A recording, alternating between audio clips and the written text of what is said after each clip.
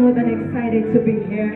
I'm excited to profess the name of my God, the name of Jesus. Amen. Come on, lift your hands. Let's worship. Oh, Jesus, thank you. Thank you for your presence, my God. Thank you for your glory, our Father. Jesus, may your glory